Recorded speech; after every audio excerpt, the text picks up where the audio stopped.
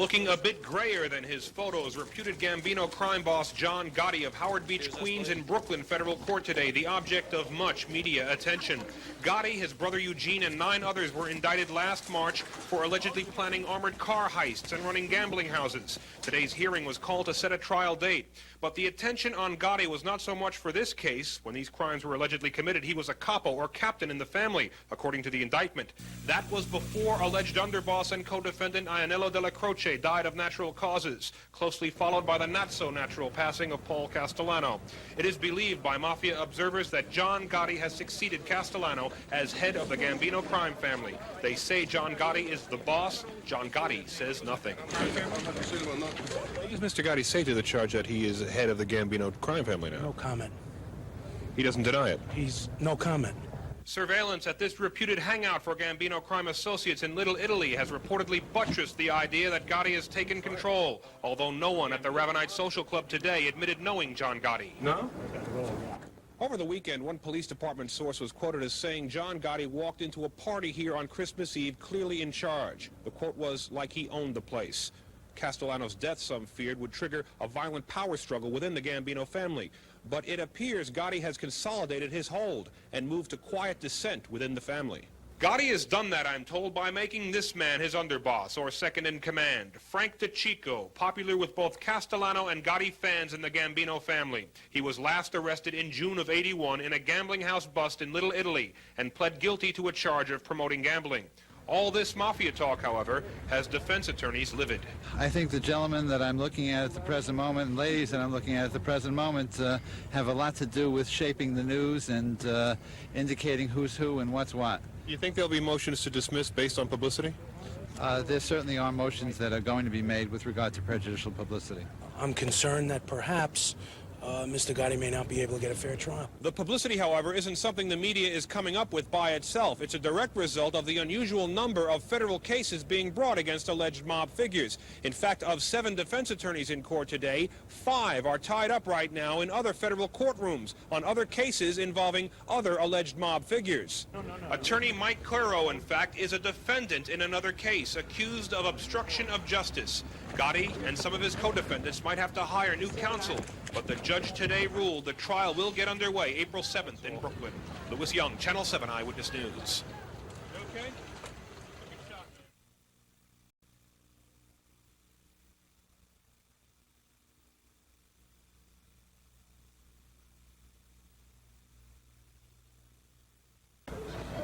John Gotti, the reputed Gambino family godfather, wants to keep coming back to court in his black chauffeur-driven Mercedes. He does not want the handcuff and paddy wagon routine that'll ensue if the government revokes his bail. The bail revocation hearing for Gotti and 4 alleged underlings entered its second full day today. More of what defense lawyer Bruce Cutler called a regurgitation of old news, newspaper articles, and speculation. Gotti sat mostly impassive as law enforcement agents from the FBI, U.S. Attorney's Office, NYPD, and Manhattan DA's office talked of the deference other alleged mobsters began showing Gotti in the wake of Paul Castellano's violent death last December in front of Sparks Restaurant. One investigator said he overheard part of a Christmas Eve conversation between Gotti and the late Frank DeCicco, Gotti saying, quote, "They've got to come to me." When DeCicco was killed by a Brooklyn car bomb, the law enforcement people said Gotti held court at his wake. All 6 witnesses today testified that John Gotti and his co-defendants are still involved in crime activity, even though they're out on bail. That, according to confidential informants. Gotti left court just a little while ago looking a lot happier than when he came in. His freedom, though, is on the line next week.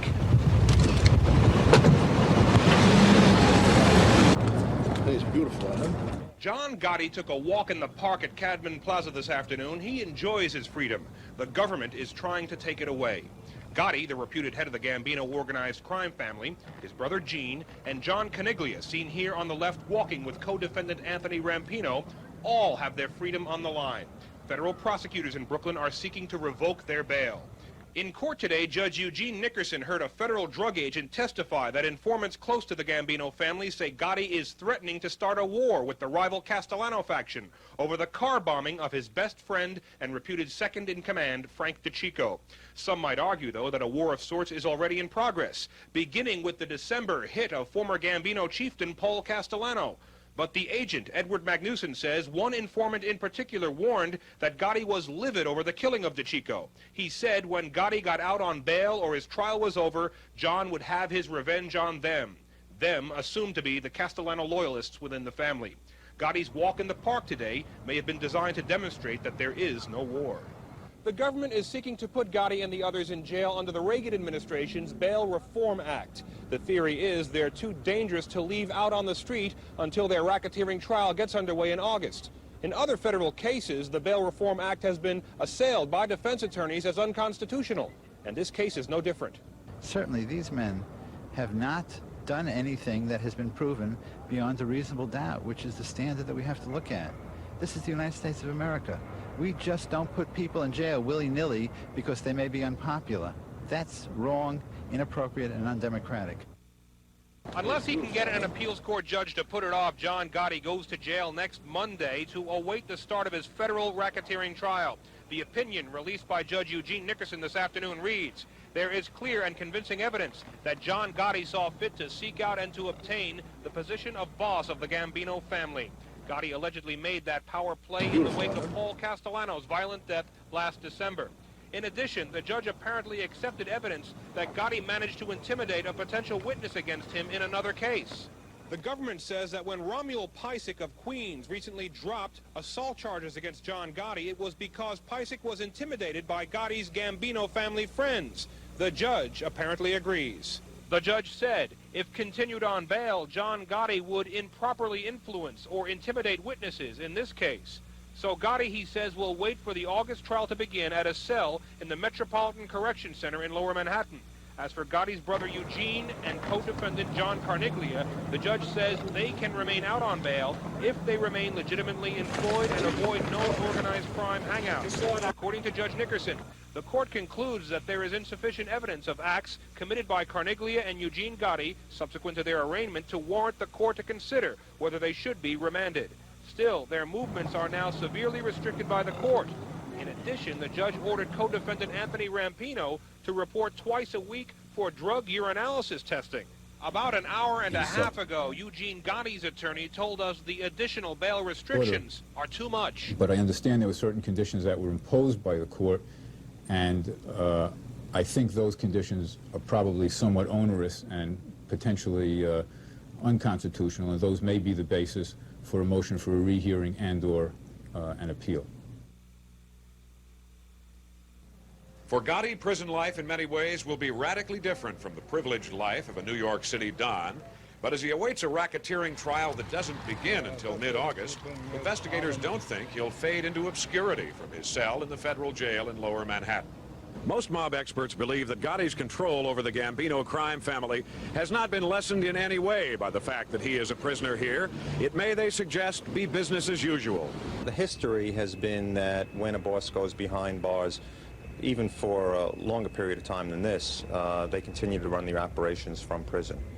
What they will have is two types of people on the outside: an underboss, who is the second in command, and a staff member, somebody who is close to Gotti but doesn't have line authority.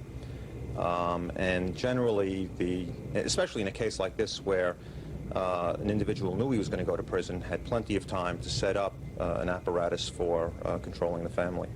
Prison conditions for Gotti aren't exactly out of a Jimmy Cagney movie either.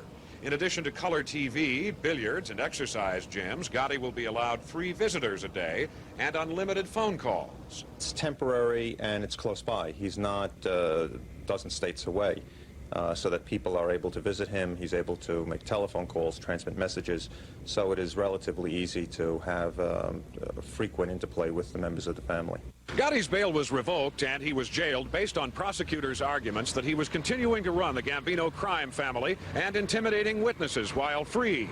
One organized crime investigator says that given the freedoms he'll enjoy while behind bars, all that effort may have been for nothing. All we may have succeeded in doing, he suggests, is humiliating John Gotti. In Lower Manhattan, Mike Parker, Channel 7 Eyewitness News. First tonight, we have a closer look at the trial that broke the recent string of successes of federal prosecutors against organized crime. As we just reported, John Gotti, alleged to be one of the top mafia leaders, was acquitted today in Brooklyn Federal Court. For our first focus tonight, we ask why and what it means. Gotti and his 6 co-defendants were accused of racketeering and conspiracy charges that included gambling, loan sharking, truck hijacking, and involvement in 2 murders. In his indictment, handed down 2 years ago, Gotti was identified as a captain in one of the mafia families. But just before his trial was to begin, Paul Castellano, the reputed kingpin of the Gambino crime family, was assassinated outside a New York restaurant. Gotti's $1 million bail was then revoked because of alleged harassment of witnesses and the government's claim that Gotti had become the head of the Gambino family.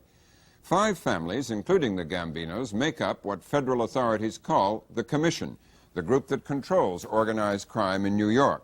With prosecutors using tough new anti-corruption laws, the Gotti trial was one of the latest in a string of cases brought by federal authorities against reputed mafia leaders. Before today's verdict, the government had several big successes in prosecuting these cases. With us to discuss the implications of Gotti's acquittal, we have Mike McClary, a crime reporter for the Long Island newspaper Newsday. Mr. McClary, are you surprised? Well, it's certainly Friday the 13th for the federal racketeering statute. This law had really been used well.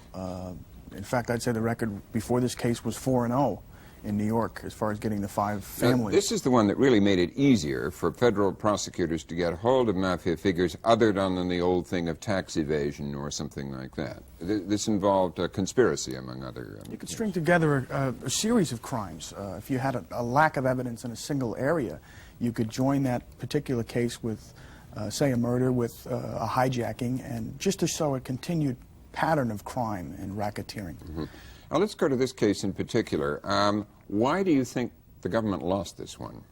I think that, well, first of all, you'd have to surmise that, A, the jury was not gotten to. You're assuming it was not gotten to. Yes, let's assume that for the moment at least, that the jury was not gotten to. In the past, there have been charges and words to that effect that Gotti has intended to get into a jury and change their opinion on whether he's guilty or not guilty. But let's, for the moment here, let's say that this jury did in fact decide on the evidence that Gotti was not guilty. Well, I think if they did that, what they did was really, as lawyers, Gotti's very able lawyer, Bruce Cutler, pointed out, simply what they did was regurgitate the witnesses in this case. They didn't want to listen to informants who were being paid by the government. They didn't want to listen to murderers who had new identities. They didn't want to believe the people who supposedly at one time were in Gotti's circle and had then turned against him. And have been given new identities and are cooperating with the federal authorities. The jury didn't want to listen to them. I wouldn't think so. I guess that's what, if you believe that that's what the jury thought, that he wasn't guilty because the evidence wasn't there. The evidence they presented was there was 17,000 pages of testimony and over 100 witnesses. And most of the witnesses were one-time wise guys, as they say on the street, who knew Gotti and knew what he did and had lied, as it was proven in court a couple of times, had lied in other cases about different things. And I think in the end that the jury just looked at them as a group of liars. So the credibility of the witnesses was, certainly, you think, maybe responsible for this. What kind of a man is Gotti? You spent a lot of time with him, 3 full days, just before he went into jail. What kind of a person is he? He has a reputation of being an exceedingly violent man, or having recourse to a lot of violence. The threat of violence is the big thing with Gotti. During the 72 hours, I followed him through the streets of Brooklyn and Queens, well, actually mostly Queens. Before he went into jail, his bail had been revoked. He was on his best behavior. He certainly wasn't going to do anything to get his bail revoked. I watched a man walk through the streets of Queens, glad-handing merchants, who was a friend to everyone, but also the stereotype, too. The natty dresser, the messing around with the boys, the walking down the block with the hands behind the back, visiting a place to get his hair cut on the street on 101st Avenue, and in fact, even a baptism where he was the godfather on the last day before he went to jail. He sat on the steps and kissed the baby, and I made a reference to it to some police officers, some detectives who were doing surveillance at that time. That if you guys remember what happened in the movie The Godfather, you better get on the horn to Manhattan, because a lot of people could be dying right now. How big a setback is it to the federal run of successes that he has been acquitted? 4-1 is the record at this point with the 5 bosses and trials. They're still well ahead. Gotti will be indicted, I would imagine. What, they'll bring new charges, or bring the same charges again? They can't bring the same charges again. He's suspected of being the architect of the Castellano murder in December of 1985. The murder that, if he is now the head of the Gambino family, cleared the way for him. Cleared the way for him. Yeah. In fact, his brother Gene, one of the other co-defendants in this trial, the FBI has information that Gene Gotti may very well have been on the street outside where Castellano was murdered. What is Gotti's future himself, you would say? You say he may have other charges brought against him, but what is his future as, what kind of a leader he is, and in what kind of condition is that group of the mafia in at the moment? Well, clearly the mafia is in trouble. The racketeering laws have really hurt them. They are continuing to move out of loan sharking businesses and the more violent businesses to the three-piece suit businesses. Gotti is still a throwback to the old days. You know, he grew up in the Brooklyn streets. He's a reaction against the new white-collar mafia. Yes, I would guess so. Yeah. But Gotti is also an intelligent man, and if he realizes that if there is to be a war at this point, because some people did some things that, while he was in jail to consolidate their own positions, if he is to survive, he's going to have to bring peace. I would say at this point for the next 2 or 3 months, if we are to believe he is the godfather, he will have to consolidate his position, get a head count of soldiers, find the faithful, maybe forgive the unfaithful, although I do not know him to be a forgiving He's man. quite young compared to 45 years 45, old. and the other leaders are quite a lot older than that. He's the Dwight Gooden of organized crime.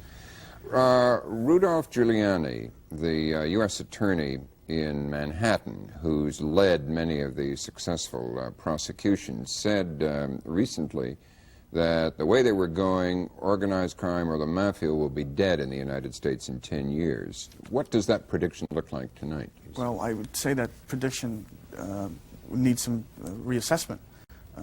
Maybe he should say which particular 10 years. I don't know if he meant the next 10 years, but in the next 20 years maybe. But as long as John Gotti is out there, and as long as people are willing to abide by his rules and believe he's the boss, organized crime is alive and well in New York and America.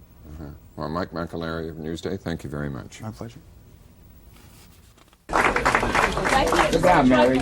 Get those reporters out of there. Yeah. Wait a minute. Stand here.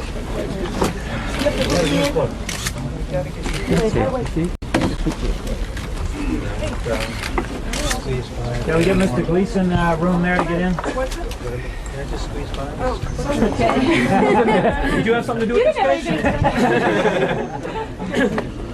Just a tad. How many times have you smiled this whole time? There they are. I know everybody here, I guess. This is Jim Fox, the Assistant Director of the FBI.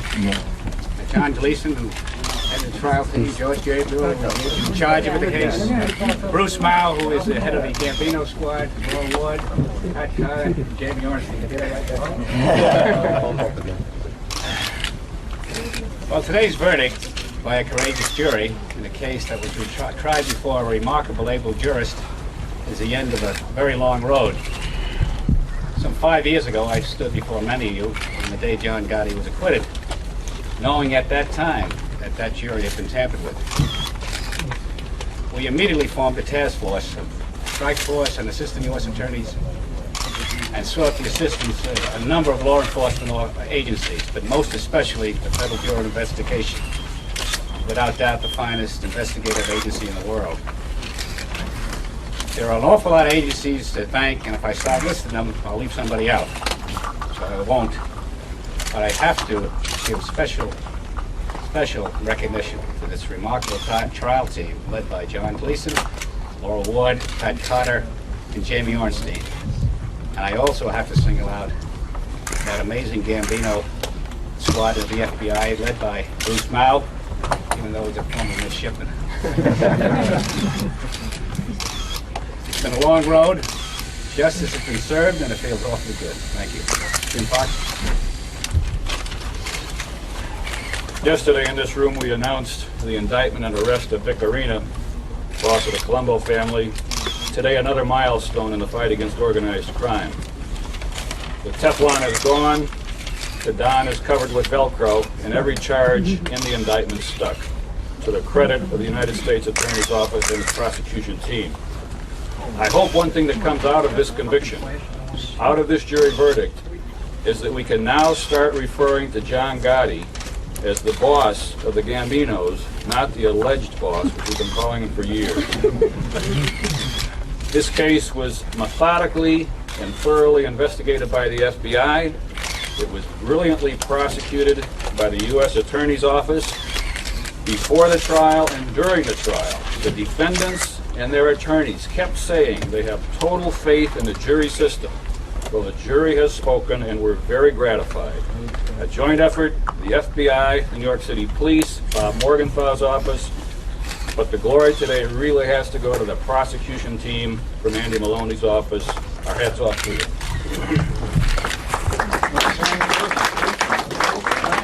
About Mr. Gleason. Yeah, Mr. Gleason. John, how does it feel to be the man who got Gotti? Don't get him nervous now. I didn't get John Gotti. We are very proud of what we've done.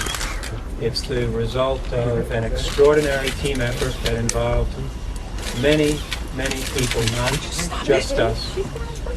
We have a great deal of admiration for the law enforcement people who work so hard on this. We have a great deal of admiration for a very courageous jury that suffered under extraordinary circumstances to try this case. And we've been around the block with investigating and prosecuting. And it feels good to get the result that we think is the right result. We're proud of ourselves. We're proud of the people the many people who played an important role in this. And that's about it. Mr. Gleason, was it tough to listen to those personal attacks from the defense attorney, claiming that this was a vendetta that you had against John Gotti? You had to listen to that day in and day out. No, it's part of the case. It's no fun to hear personal attacks. We've heard them before, not just me. We've heard them before.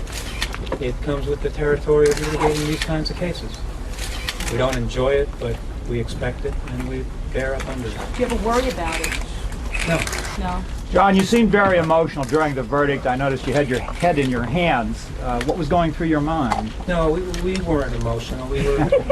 Are you smiling? Susan. What's the first thing you want to do now when this is over? We have other cases to do now. You want to prosecute other organized crime? Yeah, but then, wait a minute.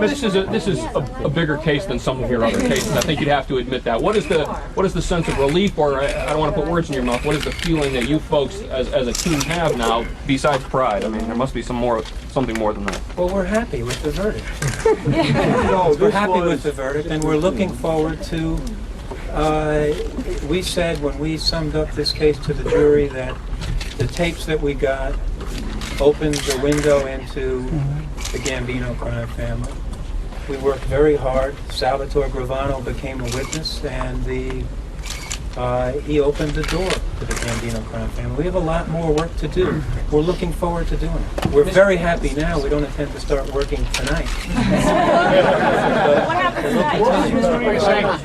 Mr. Maloney, were you surprised at the speed of this verdict coming back in 14 hours, 2 minutes? To be honest with you, yes, I was surprised that it came back that fast. Because there was an awful lot of ground to cover, but I think if one can infer anything, and you can speculate as easy as I, it's obviously they believed everything Sam Gravano had to say. Now, Mr. Maloney, Mr. Fox, this was a long time in coming, and it did not unfold in one straight line. There were twists and turns along the way. There were some frustrations.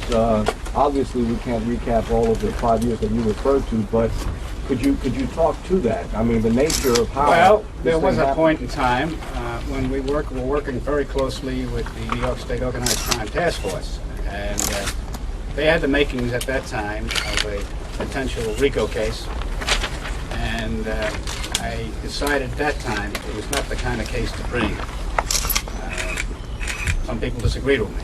I think it was the right decision in light of the events that occurred thereafter with the FBI. Mr. Maloney, you took some shots, not necessarily from the defense attorneys, although a couple from them too, but from John Gotti. How do you deal with it? Just ignore it? What do you? That's all you can do is ignore it.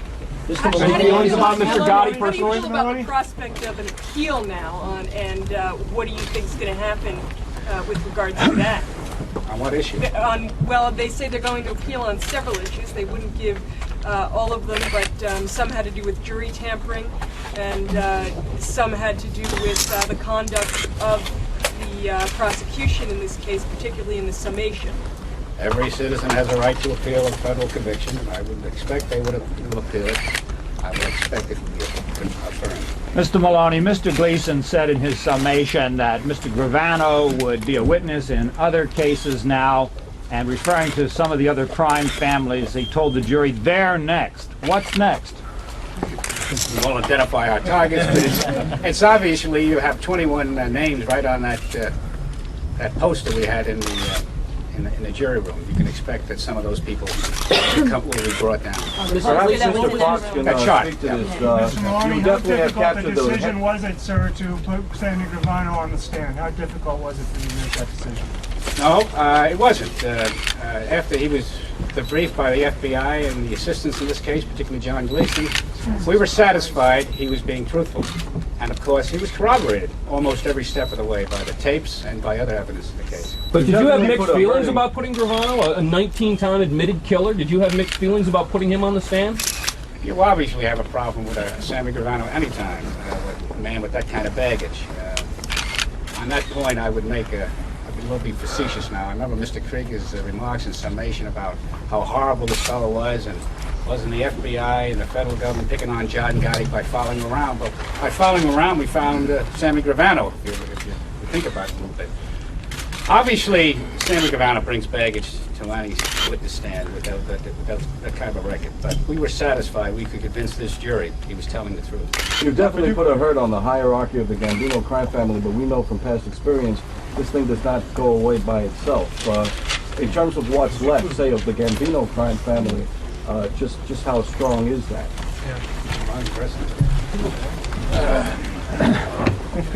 Let me just say that when we went into this case, I was convinced by several people that this was really a crossroads, the most important crossroads that we have faced in the fight against organized crime in New York City. If John Gotti was acquitted, I thought it would give a shot in the arm to organized crime throughout the United States, and John Gotti would achieve a status that not even Al Capone or others in the past have achieved. I was convinced if John Gotti was convicted, it would be the death knell for organized crime, traditional organized crime as we know it in the United States, and I think that's what happened. I'm not going to say it's going to be gone in a year, but the mob, as we have known it in New York City and in the United States, is on the way out. Do you think, Mr. Fox? You testified about the surveillance tape. You watched John Gotti a long time, right? Yes. Just wondering what your feelings were as the verdict was read. I mean, you identified all those guys in court. You had to follow him. They made jokes about you following them all the time. I think basically we went out and we got some good, strong evidence against John Gotti and the rest of his family. And I think that the jury was convinced that the evidence and what we said about the evidence was true. Knowing what you... We, as a policy, we don't recommend sentences, but the guidelines here, on some of these counts, would call for life. I'm sorry, Mr. Gleason, I wonder if you could talk for just a second about debriefing Gravano, and were there any mixed emotions you had during that about putting him on the stand or putting that kind of a person on the stand, any at all? No, it's not an emotional decision. It's a prosecutorial decision. You weigh the advantages against the disadvantages, and you try to make a responsible decision. Could you talk about coming to that decision then? And yeah, the things we you spoke weighed? to him. We understand our responsibility is to make sure the evidence we present is truthful, is evidence that should be presented to a jury. We weigh into that balance the baggage that Mr. Maloney referred to. And it wasn't just my decision. We have a very talented team of prosecutors here. Jimmy, you can get some listeners now. And together, we made a decision that it was in the best interest of the case to put Salvatore Gravano on the stand. Do you know what? When you got that phone call that said Salvatore wanted to Come on, please. Get your picture and get out of there. Talk about that. Yeah, what was that like? Oh, wait a second. Talk about that for a second.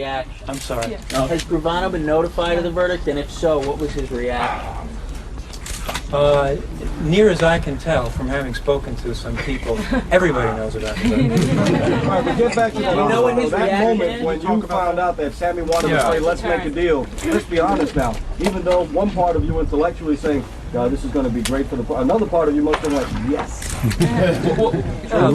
Down in front. Get out of the way. I'm not in your way. Finding out about it was finding out about the rewards, basically, of some very hard work by a lot of people.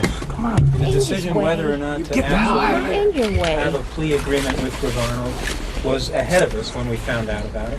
But when we got the information that he wanted to speak to us at that moment, the feeling was, you work hard, good things happen.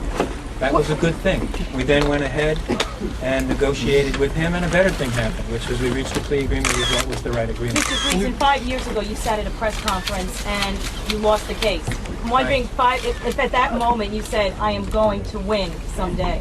No. You didn't? At that moment we said, the jury has spoken, and that's what we're saying now. It just happens to be a different result. Did you start pursuing another case immediately after you lost the last one? I told you we did. Mr. Maloney. I didn't personally. I didn't personally. Mr. Maloney. How long have you been interested in organized crime? Like, did you? I'm just a prosecutor. The case started right after that verdict. I thought you were speaking about me personally. I didn't have anything to do with this case again until 1990. Who do you want to play in the movie? Sir, you excuse me. We are told that we're Sammy Gravano to you. How was it conveyed? Can you talk about anything regarding how that was? Mr. Fox, can you tell us if you expect a war to break out for control of the Gambino interest now? Do you expect violence and a war to break out now for control of the Gambino family interest? We really have no idea what different faction will be trying to exercise their strength. Just speculation. One more, yeah, all right. We're told that you delayed your retirement so that you personally could sit at the prosecution table here, and that this is the ultimate vindication for you as U.S. Attorney. Can you give us some of your thoughts? Never a relevant factor. I don't know how to answer that question. I was determined to bring John. Fortunately, I'm still around to see it happen. If I hadn't been, somebody else would have done it. Okay? Thank you. Nobody could do it but this guy, I'm telling you. Thank you. Thank you. No, thank you. Thanks so much. Name. Who's my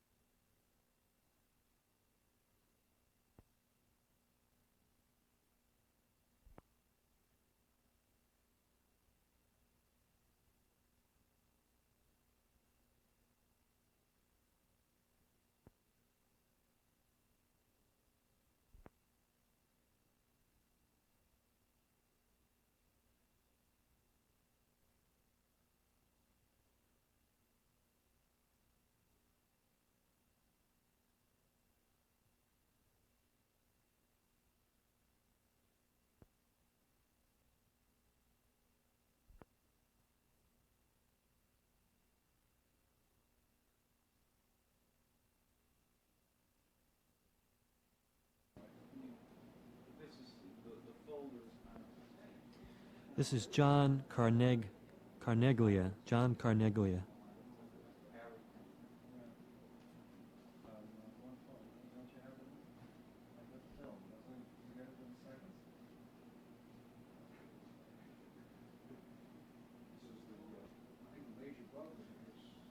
This is Armand Delacroce. Armand Delacroce.